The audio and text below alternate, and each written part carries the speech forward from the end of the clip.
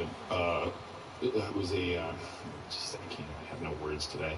It was a fine price to pay your maybe confusion and adaptation for the fact that we changed DPs, director of photography, and started lighting the show differently, more naturally.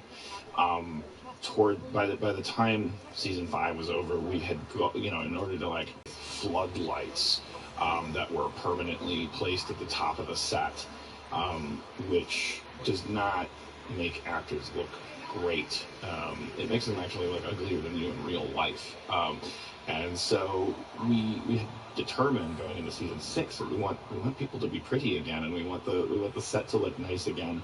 And so we because we needed a new DP anyway, we scoured the earth. We got this amazing guy, Buzz Fleetsham, who did a lot of great work on Scrubs and other stuff, and we looked at his reel, and he does all this great work with natural seeming lighting. Like, he puts the lights lower, and somehow he's incredibly fast while doing it. And if there was any G.I. Joe, any hero that truly like deserves the medal for all of this season, it's definitely Buzz. Because when I think about doing this season without Buzz, it just couldn't have happened. I think it would have fallen apart halfway through, because my unprofessionalism combined with anybody else slow dipshit writer and send pages down late. But Buzz, I knew I was sending it down to a Swiss clock.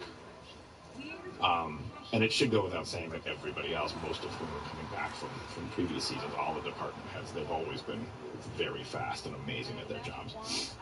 But Buzz was new, and I just wanted to really applaud him. He's sort of a de facto leader, a sergeant of arms down there. Sergeant at arms. All right, back to this. Shut up, old man. Stop talking about your dumb crew and tell me about Paget Brewster, who was an old friend of mine. I mean, I knew her from way back. Maybe old friend overstates the acquaintance level, but like, I've known Paget for a long time, and she's always been incredible. And I think it was McKenna who brought her up when we were talking about not replacing Shirley, but filling the vacuum left by Shirley. Needing somebody who was there to, certainly don't want to say moral compass, because that's sort of what Shirley was, possibly. But there's no morality to Frankie. There's just a pragmatism. But just somebody there to kind of counterbalance the lunacy. And Frankie's a new kind of community character in that she actually comes from a successful world. And we had to ask ourselves, why would she come from, why would she be here if she was good at what she did? And we just made up in our minds, and, if it comes into canon, then it comes into canon, but if it never does, then it's the writer's secret, that she comes from a very messed up family full of a lot of really creative, really unbalanced people, and she was the hero of the family by being practical and stable and took care of them. And we imagine that there was a very high suicide rate in her family. I know this sounds hilarious. And that she's specifically in Colorado to take care of a mentally challenged sibling. And so here she is at Greendale taking this job. And that's how we justified it. Done. So you can see those are the actual pillars. Those are holding up Parks and Rec's finale, which is shooting upstairs at this moment. Probably. And yeah, again, it's like, if we had never bothered to justify the pillars with the Frisbee thing, I don't think anyone would have ever said, why is there a pillar there? I don't think you ever see it again.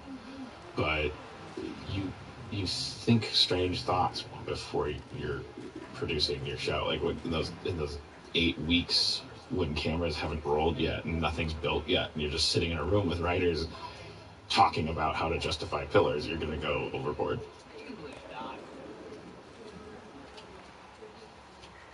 Simply put, Mr. Schraub did an amazing job on this episode. This scene was the first scene that we ever shot with Paget, and I remember she's an incredible perfectionist. Very, very grateful to be working, and very, very wary of screwing it up, wanting to make sure that she's serving her production and doing the best job that she can do. And we didn't know what her character was really yet, in terms of like, how does she speak? What is her cadence? And I definitely probably really overworked her. I don't know what Paget's description of this process would be, and whether or not the moments on this set that we're watching right now, we spent many, many takes sort of adjusting and micro-adjusting the way that she speaks. I like to do that with if you're creating a character, then the first scene that they're in, it's like that's your first and last chance to work with an actor. Find something that's comfortable for them that also feels different from other people, and I don't know, like just discovering a little baby T-Rex that's coming out of the egg at that moment, like imprinting on it, and just the themes that her personality hits include a roboticness. She is a robotic person and is therefore overlapping with Abed slightly in that capacity. Yeah, she's also, though, she has like little pieces of Annie and Jeff, and discovering those along the way was a real treat. And also just discovering that, boy, I wonder if we even had to worry about that. If we could have just lowered Paget in a crate, dropped the bottom out, dropped her on the set, walked away, I think she would have improved the show. She's really, really a treat. It's great to go through her takes, and because she fit right into the rest of the cast in that regard. I remember this scene because I remember again running down. This was written hours before they shot it, because we decided the scene was missing from the story. We didn't know what the story was. This is the first episode, and I have memories of being absolutely behind schedule in an unreasonable way right away, which is just, this season is legendary in that way. Like, I was behind schedule coming out of the gate. We wrote a version of the first episode and did a table read, and everything was on schedule, and there were a handful of notes from the studio and from Yahoo. Not that they were high maintenance at all. Their notes were a reflection of the fact that the script wasn't really there, and I hated it. Like, I hated the script, kind of. I just felt like it was a little goofball, and I think McKenna didn't like it either. So we just kind of scrapped it. So it's like, you stay on schedule all that time, and then you just throw an episode completely out the window at the table reading and start over. And now, congratulations, you're operating a community mid-season pace, top of your first Yahoo season. I was just always, I can compartmentalize. I take the voice in the back of my head that's going, Yahoo is watching you, and they hate you, and this is how you're meeting them, and they're going to regret the day that they spent $1 on your show. And I take that voice and I just seal it up in a little box so I can get my job done. Don't think of it as bad baking. Think of it as a pushing forward to a gender stereotype. I think, as it turns out, I usually find out that they probably didn't hate me. They were probably fine with everything. They were always very nice. Everyone out there should do a show for Yahoo. They're amazing. I think in my case, they're too amazing, because I think I need supervision. I need somebody to beat the crap out of me, scare me with a belt. More about the human side of service. I can't eat this. Can I get my money back? Is it sexist to talk about, just to remark, like, how, like, cute I think the girls their little sub sandwich uniforms? I don't know. I like these accidental discoveries of, like, oh, these action figure versions of them are cooler than the astronaut versions. Morning. Well, I guess we'll wait for the others before we start. I don't think they're coming. What? The committee had a meeting last While I'm in a sexism zone, I hope that's enough of a disclaimer. But I mean, I edited this episode, and the funny thing about Frankie's character is that it's certainly not intentional. It's just something that happened because of the wardrobe that she was wearing throughout the episode, and then the wardrobe that she happens to be wearing at the end of the episode. But as a mythologist, it appears to me when I edited the episode, it seems like one of our hidden messages is that if you're a hero and you go through a proper journey, you gain your cleavage. Because in the last shot, Paget has a lower cut top, and it's like it seems like that's her Promethean flame that she takes down from Olympus for her struggles. she gets to have her cleavage. That was not our intention. I don't think cleavage should be a reward for work done. I think it should be part of life.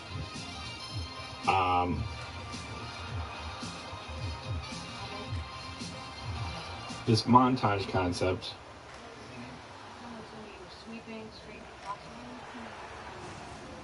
I don't know. Did it work? Did this story work? I don't know. I know it's shot very well.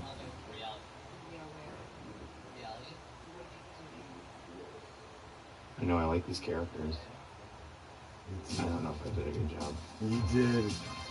Schraub shot a much cooler looking version of this montage, Emailing Diane montage, where the camera was behind Paget and pendulum, kind of swinging back and not pendulum swinging, just kind of moving back and forth behind Paget, and then the cuts were on when Paget was filling the frame, so you're moving back and forth behind Paget and Abed's outfit is changing.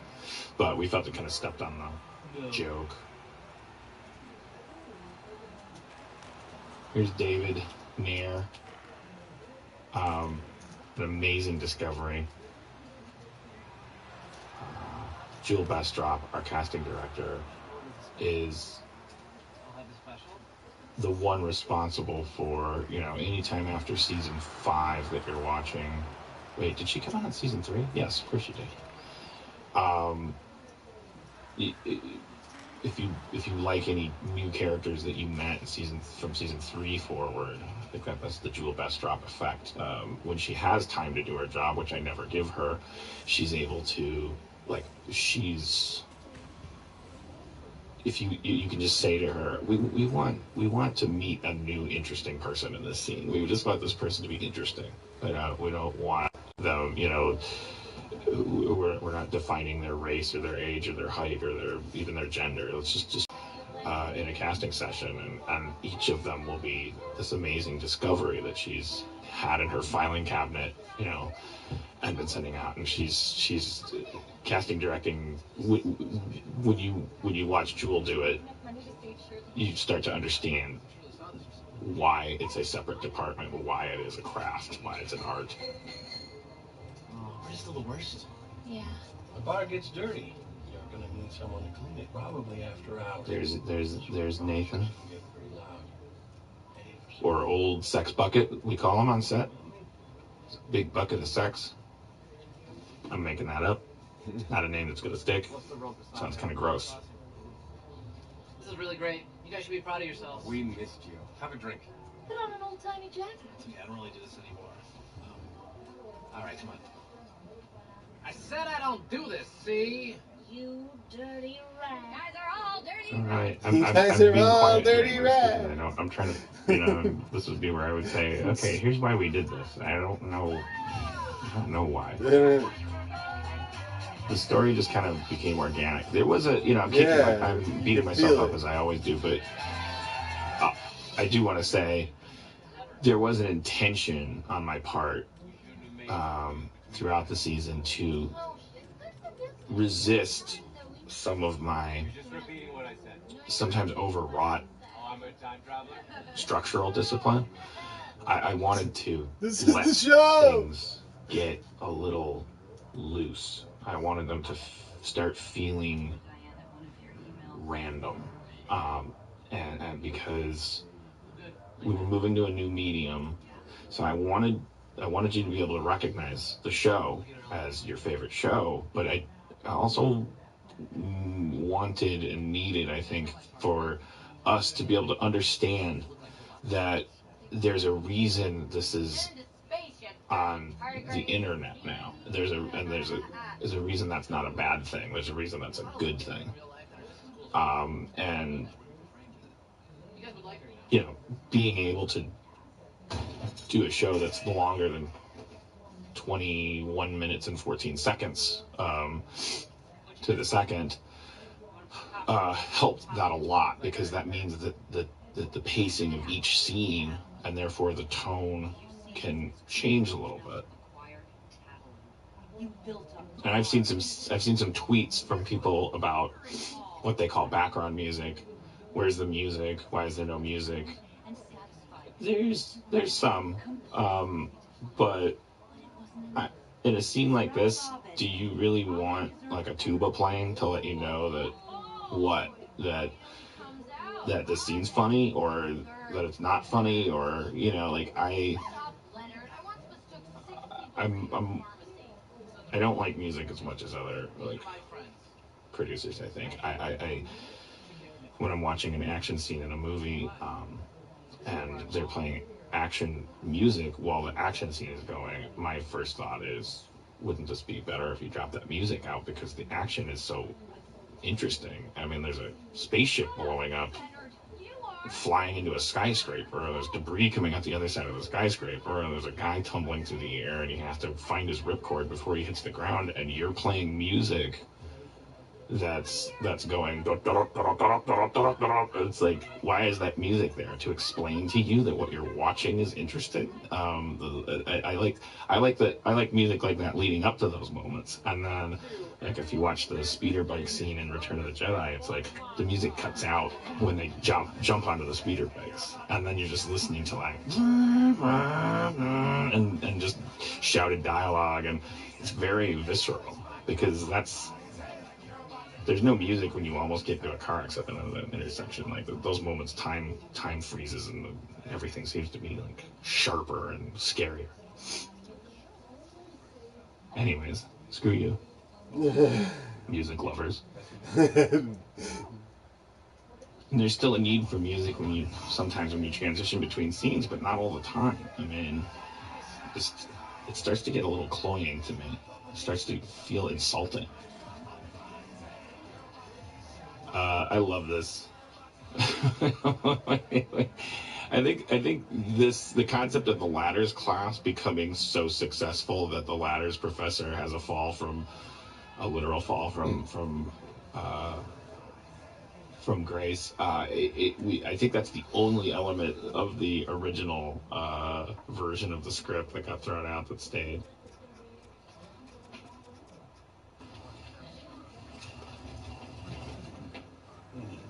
It was worth it.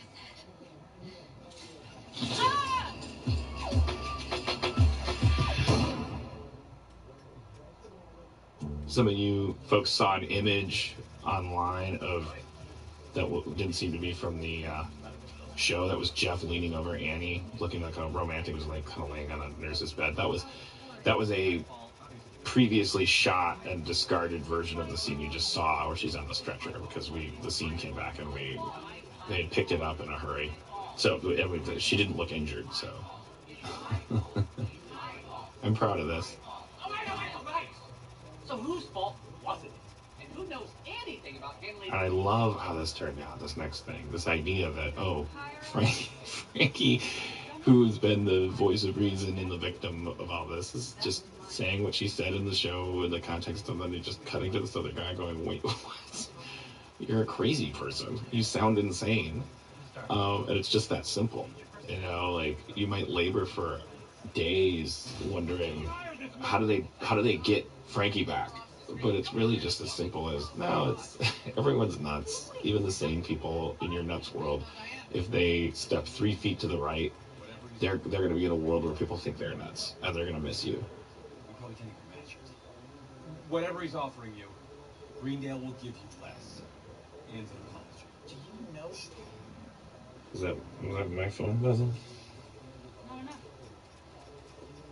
Sorry, my communitary has my phone buzzing in it. I mean, look at those faces that Paget's making to sell this like story beat. How she's like, it always astounds me how much time you spend in a writer's room trying to figure out how to land the story, and then you're in the edit bay and the actors are with the cock of an eyebrow or a certain emphasis on a certain syllable. They make an entire page of your script redundant. Oh, we get it. She forgives him, or there's always like pages and pages of George Lucas-like dialogue where characters are explaining what they learned and why they feel that way and how they used to feel this way and why they've changed and why that's logical, and they're on the cutting room floor all the time in Community. See, there she won her cleavage. She got it. That always makes my heart swell a little bit. The not the cleavage, the flower on the binder. Like, and then Allison's look. Allison's, I mean, another one of those actors that's like so able to sell those emotional moments. I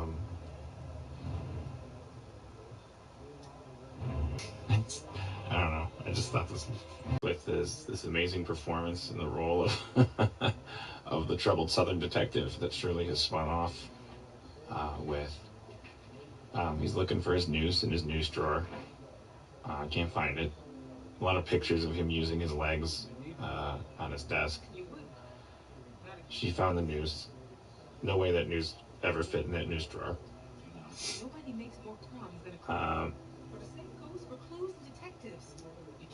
I feel like this tag was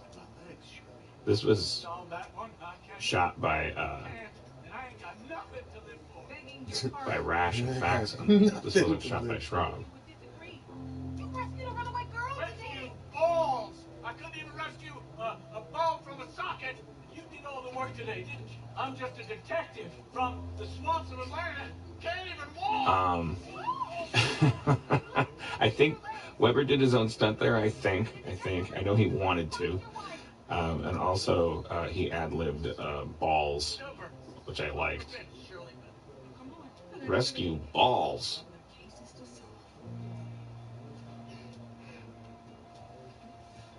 And this is a show I watch. I'd watch. Now, the camera pans down to the news, and then you hear occult whispering, which I think is me. I whispered on a couple layers. Now, people say, why did the news switch? And the answer is because television is tough, man. It's competitive. You can't just pitch troubled Southern detective with his cook solving cases anymore. That's 1985. You better bring him in a vampire. That's why. Why do you think? Why would the news not twitch? My question to you. Jackass. Why don't you go listen to music some more if you like it so much? Right, I will. Play your own music during the show. Just put on a tuba solo. Right. While you watch the show. I'm kidding. I love you. Jerk. Did you get any of that?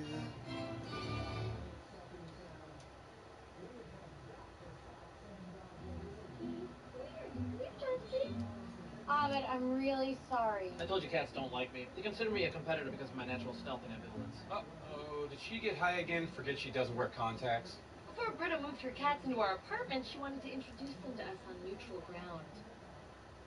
One of them scratched Abed and ran under the couch. Oh, I'll get it. Cats love me. What? Are you sure? Mm-hmm. Go there.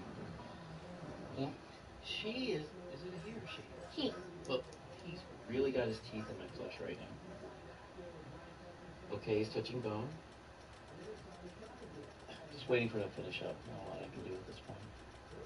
Oh, there's no Dan. You gotta get Dan in there. Okay, this is done. Oh.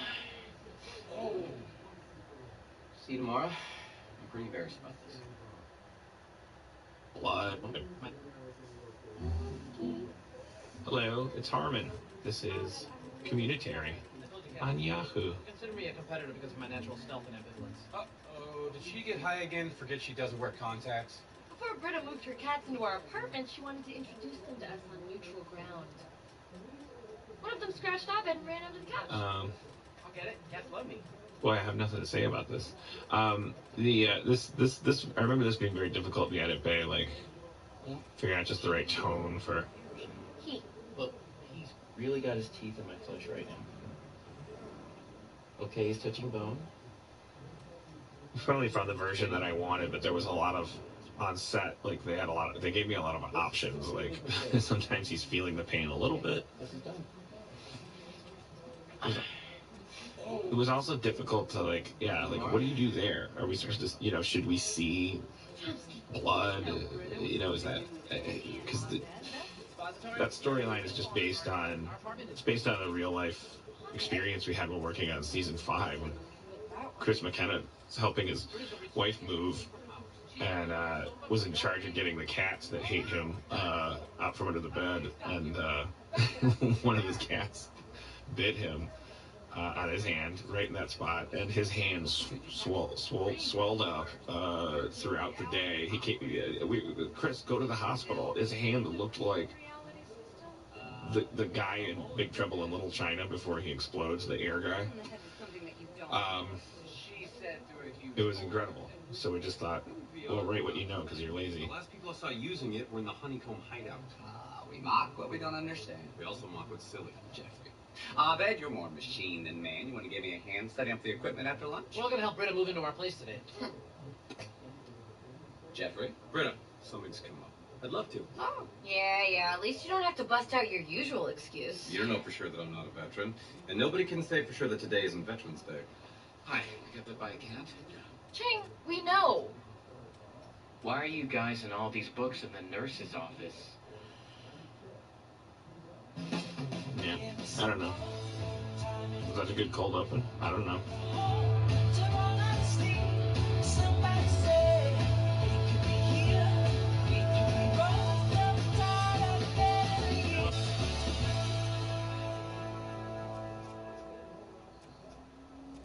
David, where did you get this, and for how much?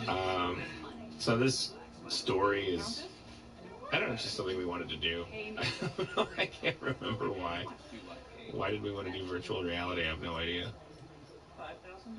What? I guess for all the reasons that are cited in the episode. I thought it was kind of funny that we went through this big virtual reality phase in the 90s. We all are talking about it in the writers' room and watching clips of Disclosure with Michael Douglas logging in with his magic glove. When entering virtual reality, you should calibrate the system by looking at your own hand. The big question was, how do you introduce a second new character in the second of 13 paltry episodes? You're bringing in 2 new characters. Are we really gonna focus 20% of the series of the season's run on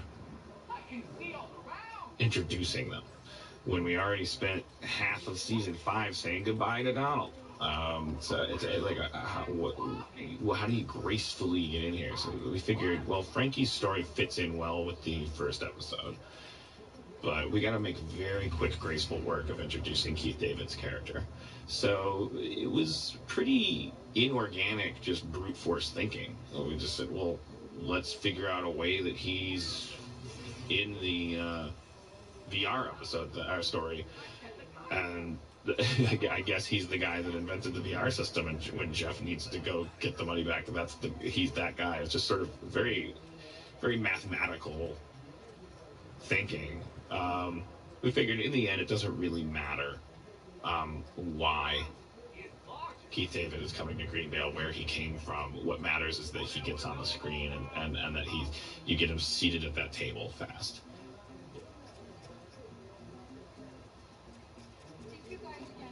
There was a lot of back and forth about having gotten Keith David to be at Greendale, which we accomplished at the end of this episode. do we then have to put any more energy into why he becomes a member of the study group? My philosophy was always absolutely not. It's not even a study group anymore. It stopped making sense why people are sitting at that table a long time ago.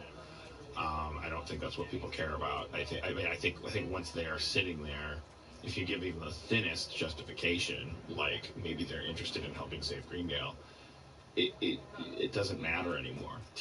That's not the spot where TV needs to work hard. TV needs to work hard to make you emotionally connect to people because you're staring at a plate of glass.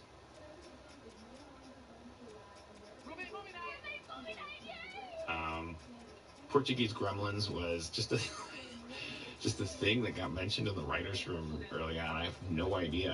I honestly think it was just pitched as something that Abed would be into. I mean, there was a point where there was a whole story about how Abed, I think one of the story ideas was Abed finds out that the real Gremlins movie was actually a ripoff of Portuguese Gremlins.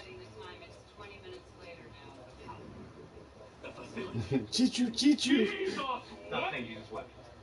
Dean, Jesus here's something fun you might want what? to try. Let's see if we can find the serial number to this system. And can you imagine any other actor than Padgett like being able to be dropped unceremoniously into this show like this, where she's like all of a sudden she's just in charge and holding her own. And I don't know. I've made so many bad choices throughout the run of this show, and so I'm so proud of our casting of Padgett and Keith. You're looking for one called Purchase. The process of putting this VR stuff together was so arduous. You would not believe how difficult it gets when you want to put some animation into your sitcom. It's the engine that exists to assemble a sitcom. When you try to use it to do other stuff, it's just the interfaces that have to be invented. And Jake Ost, our supervisor, our post supervisor, he, thank God, is a 6-year veteran of the show. So, but even then, it's like he always has to like figure out new ways to facilitate the assembly of this stuff because. Keep it, dear God. I'm sure you've seen other sitcoms like where they take a little flight of fancy and all of a sudden you're looking at the sitcom characters animated or something like that, like, and it's always like 8 seconds or a minute, and it's always like really weird and like off-putting because it's stylistically off, and you can see what they were going for, and you just meet them halfway and let it go, and it's not their fault. It's really the resistance that you meet and the amount of time you have to put into explaining to so many different people. Like, we just want it to look like this thing in my head. It's not energy and time that you can afford to take away from the assembly of just a regular old sitcom. So, are the Gremlins supposed to be the good guys in this version? The blue ones are. The green ones are bad, and the red ones are kind of like isolationists. It's a metaphor for World War II. I will be right back. I left something in my car.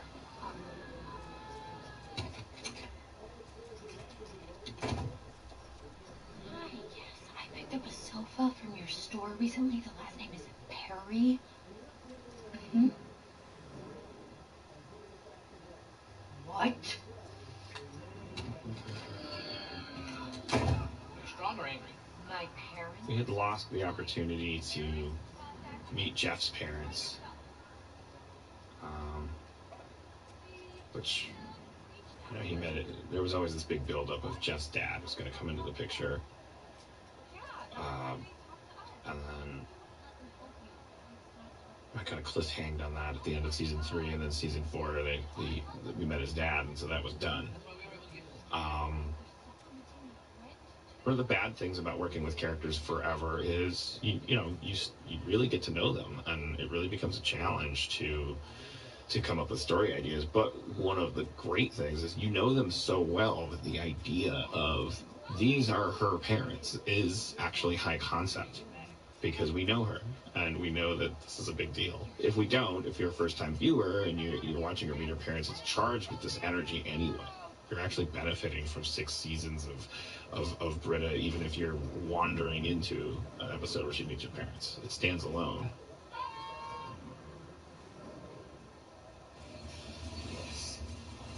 I will create more worlds. Those trees with the sunglasses on them, I thought were a great touch. That's something that Schraub did. Address: Ildoy Patashnik, founder of Virtue Good Technologies. All right, I'll go see if I can get the school's money back. You keep white Morpheus inside the Matrix. We really wanted Schraub. I kind of moved heaven and earth to make sure I could get Schraub to be the quote-unquote in-house director for this season. We weren't going to get Tristram Shapiro back. He served in that capacity for seasons, boy, am I going to get this right? Seasons 4 and 5. I mean, he was a regular director season 3, and then he was brought on board like in an in-house capacity for season 4, and then for season 5 he directed a lot of the episodes. But we lost Tristram. Greener pastures for him. I think he went to go do the Tina Fey thing, and so we needed that new guy, that new person that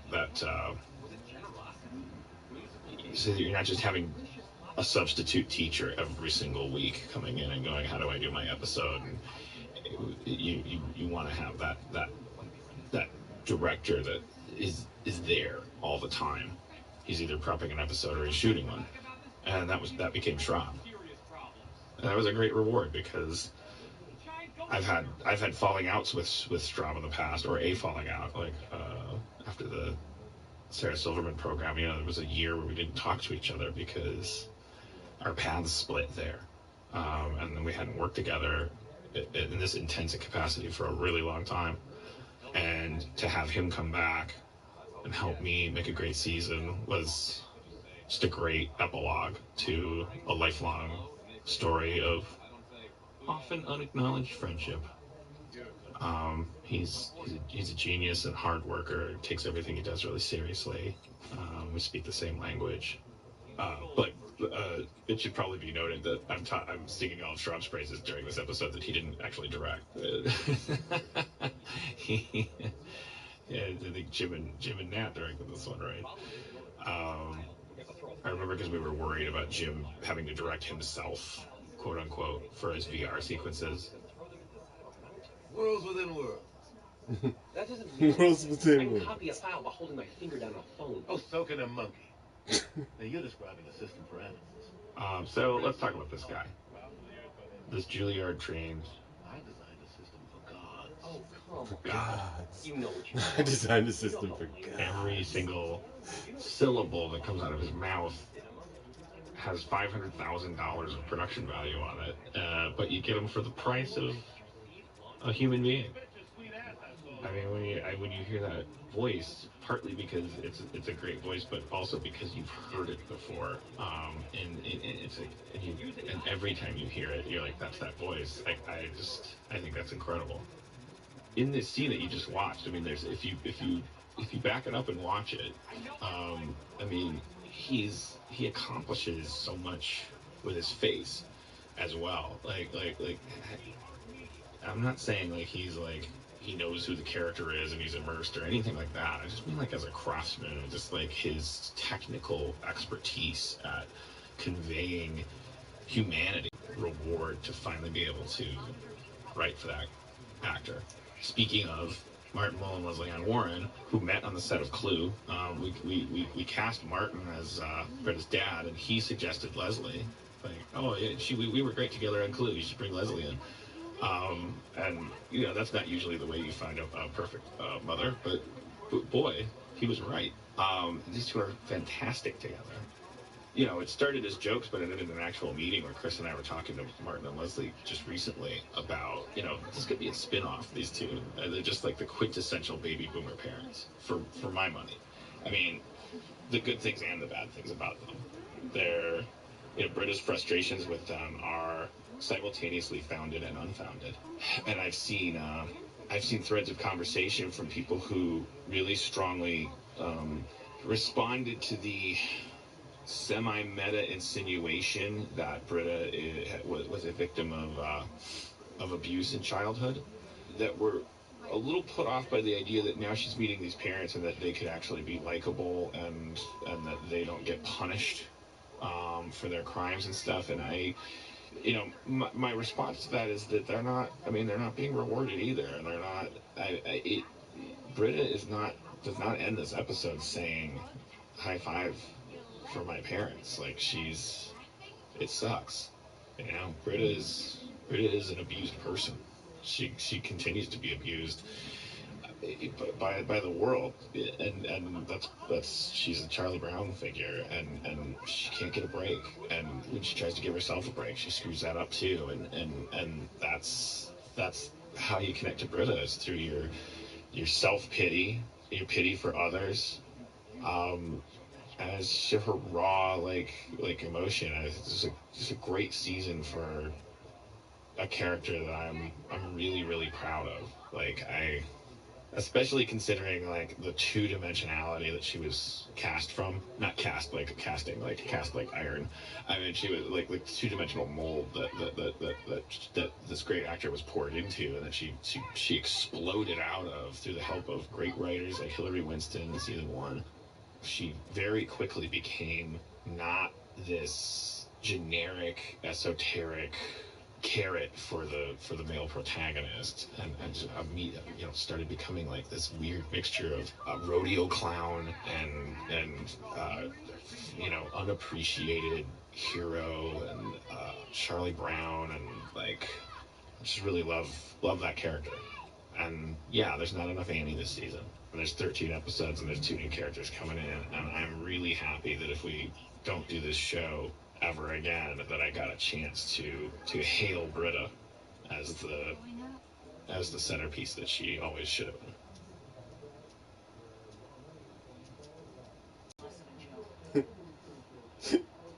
Hey, Dean, I'm coming over and I'm pulling you He out. jokes about wanting a pee jar. It's gradually becoming less of a joke. Elroy Protection. Elroy. Listen, I've come to tell you something very important about this system. He's the best. Can you hear that? Did you hear that? That was my stomach. I did hear it. That's crazy. No, keep it in there. It's very Led Zeppelin of us. Keep the airplane in. Keep the airplane. Because Jim shoots him with lasers for a really long time, and then runs and hides, and it's all one shot. And it was for real 6 minutes or something like that. To use a phrase I coined in the 90s, I'm going in. I'm going in. You coined that. Oh yeah. Lock and load. That's mine. All right. There was your music. Did you hear that music? You people that are saying, "Where's the music?" Oh my God! What are you doing in my car? I didn't have anywhere else to go. Nowhere else but my car.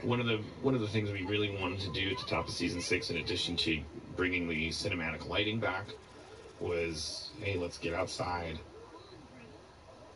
You know that something's gotten extreme when hardcore fans who are the most immersed in the reality of Greendale are tweeting me and noticing that we haven't been outdoors in a year.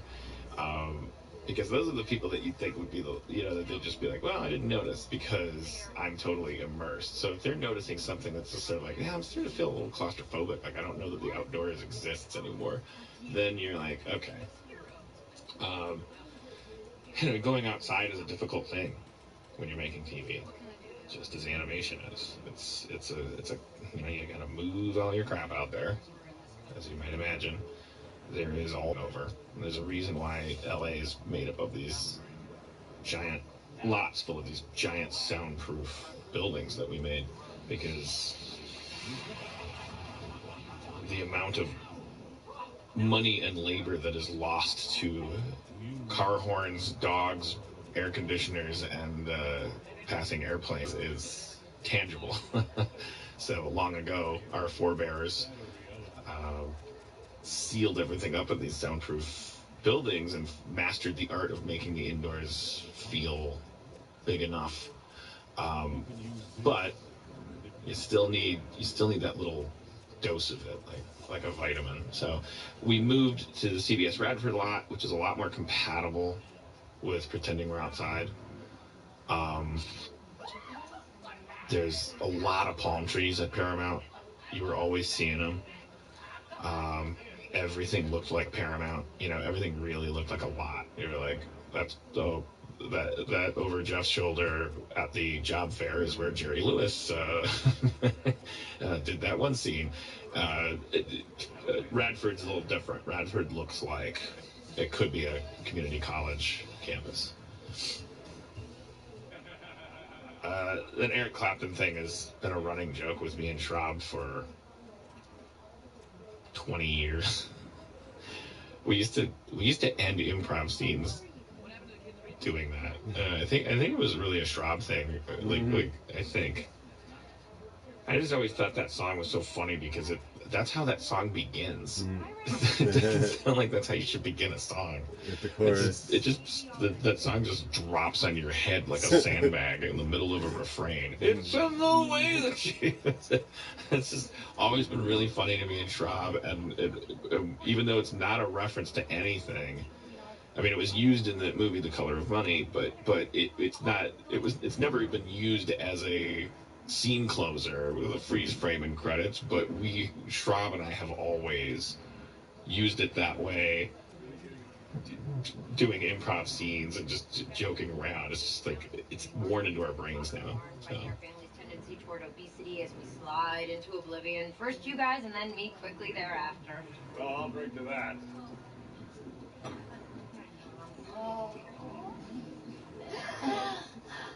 Benjamin! Got bit by a cat, Deb. No! I mean, that's for real. That's what McKenna's hand looked like. Well, that's how big it was. Oh, thank you. For one last taste of what it was like when my work was valuable. Oh, it's still valuable. Here, it's $500 for the taste I got of being powerful. Dean, the school can afford $5. Wait for it. I have no idea what to do with the rest of my life now. We offer a wide variety of classes. And that, my friend, is the Greendale effect. I'll never get out of here, will I? I haven't met many that do. This is right outside our main stage, or actually, it's technically, see that where that railing was? If you go down there, that's where our stage is. They were actually right outside Parks and Rec stage. I improvised this VO into my phone and uploaded it in the edit bay, and then it just got sent to Jim when he did ADR. It's first take, best take. I just wrote it by just talking. It's sometimes you don't know how to end your episode or why the stories were thematically connected, and that's when you pull the Scrubs.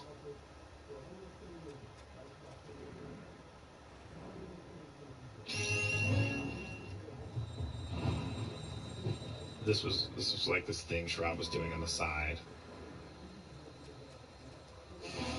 Obviously, it's amazing.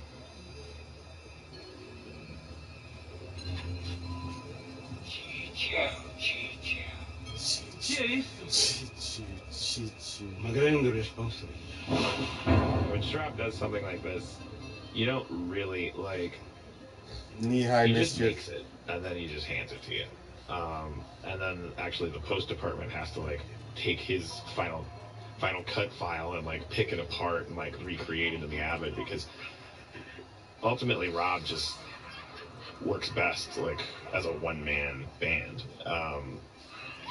He works fine with others, but it's just if you want something amazing, whenever TV production is telling me this can't be done and this is going to be too expensive, Schraub and I know that They don't know they're lying, but they're lying. You can do anything.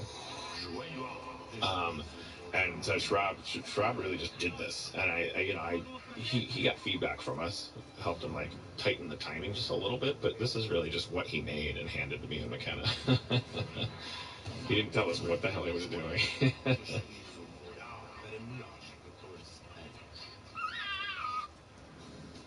Thank you for joining me for Communitary. Sorry I often don't talk about whatever's on screen. If you want your money back, just send a self-addressed stamped envelope to my ass. What are you complaining about? Right. It's free. Right. You should thank God Yahoo was born. They're giving you all this stuff. They love you. Do you have any idea how much money they spend on this show? Bye. I love you.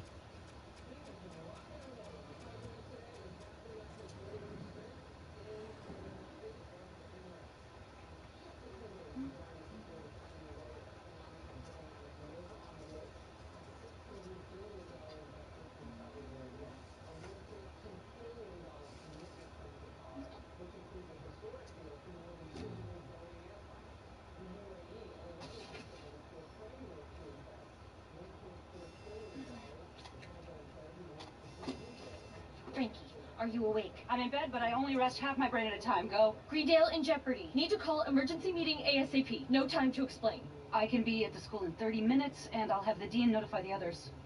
Could you notify the others? You don't think the dean can handle it? Do what you think is best. Annie Edison requesting emergency meeting at school in 30. Greendale in trouble. I'll notify the others. I can do that if you like. I think I can handle notifying others. Thank you very much. Annie, Jeffrey, emergency meeting at the school in 30 minutes. I already know. I'm the one calling the meeting. What up, yo? Who's this other number? It's a group text. I'm texting you and Jeffrey. It's me. I am Jeffrey, best friend of Dean. Hi, Jeffrey. Dean, that Oh, number where's is not Dan? in my phone as Jeff's, and it doesn't even look like an American phone number. Good time. Hello, it's Dan Harmon. Welcome to the Communitary for one of my favorite episodes of Crazy Season. One main reason it's my favorite is because this is my first chance to work with my friend Bobcat Goldthwait. And when I say work with, I mean I hand him a script at the last minute and he does his thing.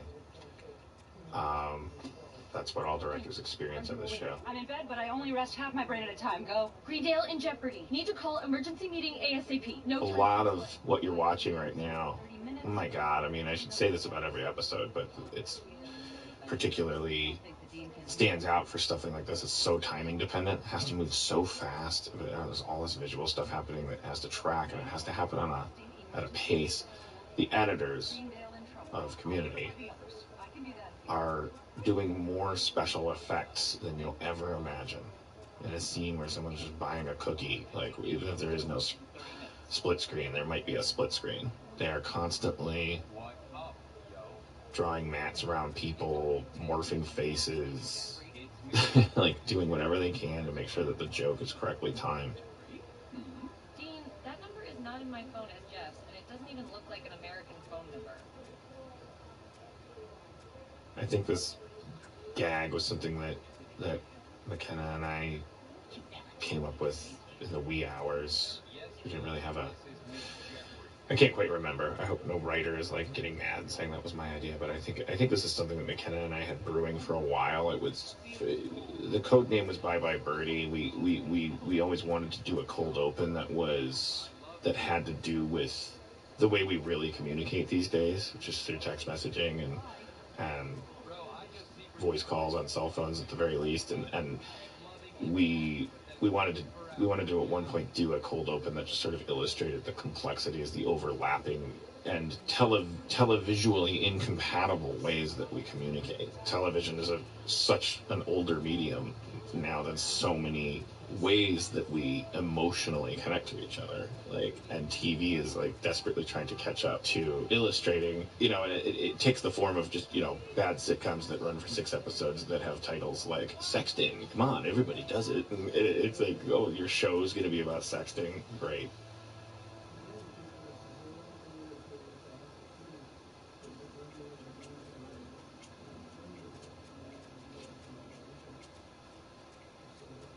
I don't know if that's a real one, if I offended anybody. I'm sure that's got to be a real one, but in my mind, I'm making that up. It's 3 a.m. in the frickin' morning, Edison. What gives you the right to haul us in here?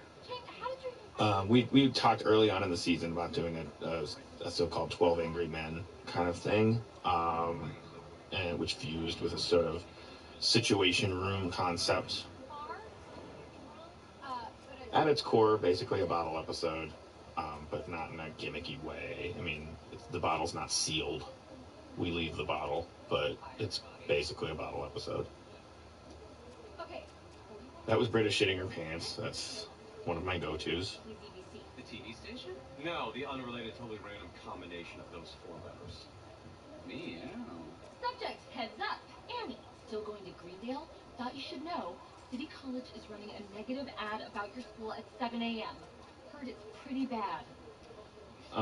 So the people that wanted more music in the background this season, do you think in this scene there should be, like, should there be a xylophone? Would that would that help? Oh, get a boardroom. Interesting. When were you going to share the whole truth about this and not just the parts that suit you? P.S. I was glad to hear Brenda's doing better. Huh? Huh? Just because City College is scared doesn't mean they're not I probably should have put some music there. I'm not being sarcastic. Nothing in particular. Oh, yeah, I am. Having clouds of many thousands and thousands. Let's not forget the Brenda factor. There isn't a Brenda factor. He says she's doing better. Better than what? For thyroid condition. Again, I don't want to re-record. I want you to hear those sounds that are happening inside my body. I heard it. It sounds like a shih I heard tzu. it again. Beyond your petty factions. I thought it was the It's our only cat. video, the one true queen and her faithful consort, audio. Could you guys be bigger nerds? No, most of us have achieved our maximum potential. Well, Annie's right. We do have a situation here. So, we will make this our situation room. Yes. We need whiteboards, corkboards, laptops. A bunch of clocks with different times on them. A red. And it's weird when you do an episode like this because the scene you're watching was the first scene that we shot, That means which means it was the first scene that Bobcat ever did on set of Community. So he's showing up as a director and he's got this scene. I think we're somehow cracked in my pants too. Better head home. You can't just leave a situation room. The scene's an entire act. So okay, now we're gonna rehearse it. We're gonna block it. He's a first time director on Community, and you know, everything is instantly in a lot of ways more complicated than it's ever been for any director because he has to block and shoot this entire thing. So if the actors halfway through rehearsing a scene of this size are feeling like, boy, what's why is this so difficult? Well, the answer is because the scene is 18 pages long. But only a guy like Bobcat with his amazing kind of bulletproof confidence could roll in. He's a very calm, quiet guy that instills a lot of confidence in the people he works with because you don't ever feel him panic or get mad. He's very, very calm and friendly, and I think he really nailed this episode because I did want it to feel different. I wanted it to feel quiet and still. It's 3 a.m. at Greendale, and the conflicts are very, very subtle and nuanced. Did you hear that? Did you hear that? There's a little dolphin in my body. It was crazy. The inside of my body sounds like a dog I had that got hit by a car. Oh, that's really sad, dude. Worst experience of my entire life. Yeah. Shaped and scarred me forever. My little Lhasa Apso. Oh my god. Susu. She ran into the street, got hit by a car, and she made that sound. Damn. Died. Stop. I seem to recall. No. No way. There's absolutely no way. Not that dog. That dog? You remember the dog. God, I really distracted myself with that. Yeah. It was really just returned to that moment. I know. Are these the questions you're asking? You don't want to know if the dog got a degree here? It's not important. What I want to know is The image of my dad in any way that can be scooping the dog up off of the pavement and carrying it. Like, I remember this look of frustration on his face, like, ugh, how could this dog die? Like, it was like burdening to him. How many seconds of that should I waste on truth? Just carrying it, like he was just mad. He was just mad that something emotional was happening. I was probably like 6 years old. I think that's where my brain like split. But that is precisely why the truth does matter. The Brenda period. I found the dog. I also found a lot of people's social security. You know, this internet's going. Anyways, this episode's about a dog. She's registered as a border terrier. 81. This is Garrett. And this is Garrett. No. She's already unreliable. Who is the real Ruffles? I'm sorry. Our strategy is to go after the dog? Our strategy is denial, which includes discrediting the source. Abed, can you make one of those? This isn't a very good commentary, is it? It's great. I mean, it's a quiet episode. It's shot in one room. A bunch of people talking. Let's talk about our prop master Rhonda Robinson. Let's talk about the design team headed by Denise Pizzini.